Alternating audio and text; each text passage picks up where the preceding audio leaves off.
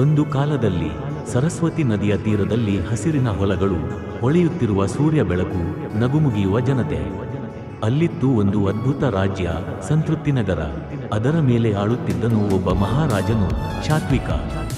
ಸಾಮಾನ್ಯರ ಕನಸು, ಅವರ ತಾಯಿ ತಂದೆ, ಅವರ ನಂಬಿಕೆಯ ದೀಪ.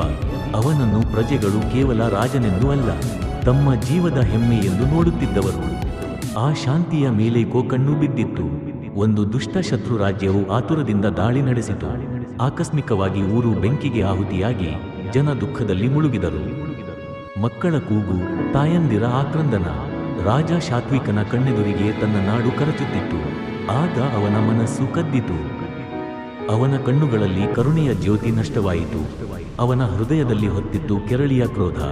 ಅವನ ಖಡ್ಗ ಹತ್ತಿರ ಹಿಡಿದು ಗರ್ಭಗುಡಿಯಂತಿರುವ ಸಭೆಯಲ್ಲಿ ಘೋಷಿಸಿದನು, ನನ್ನ ಪ್ರಜೆಗಳ ಕಣ್ಣೀರಿಗೆ ಬೆಲೆ ಬೇಕು. ಈ ದುರಾಚಾರಿಗಳು ನನ್ನ ನಾಡನ್ನು ಕೆಡವಿದ ಬೆಲೆಗೆ ನಾನು ಅವರ ನಾಡನ್ನೇ ನೆಲಸಮ ಮಾಡುತ್ತೇನೆ. ಅವನ ಸೈನ್ಯ ಎದ್ದಿತು, ಶೂರತೆ, ಶಿಸ್ತಿನ ಸೇತುಬಂಧ. ಅವನ ಮುಖದಲ್ಲಿತ್ತು ಧೈರ್ಯ, ಹೃದಯದಲ್ಲಿ ಜನರ ನೋವು. ಯುದ್ಧ ಭೂಮಿಯಲ್ಲಿ ಶಬ್ದವಿತ್ತು ಕತ್ತಿಯ ಘರ್ಷಣೆ, ಕುದುರೆಗಳ ಓಟ, ಸೈನಿಕರ ಘೋಷಣೆ. ರಾಜ ಶಾತ್ವಿಕನು ಬೆಂಕಿಯಂತೆ ನಡು ಹಾಕಿದನು ಶತ್ರು ರಾಜ್ಯವನ್ನು. ಶತ್ರು ರಾಜಧಾನಿ ಸುಟ್ಟು ಹೋಗಿತು. ಬಾವುಟಗಳು ಕೆಳಕ್ಕೆ ಬಿದ್ದವು. ಮರೆತು ಹೋಗದಂತೆ ರಾಜ ಶಾತ್ವಿಕನ ಖಡ್ಗ ಸೂರ್ಯರಶ್ಮಿಯಂತೆ ಕಿಡಿಕಾರಿತು. ಅವನು ನಿಂತಿದ್ದನು ವಿಜೇತನಾಗಿ, ಆದರೆ ಕ್ರೂರತೆಯ ಮುಂದೆ ಕಣ್ಣೀರು ತೋರಿದ ಮಾನವನಾಗಿ.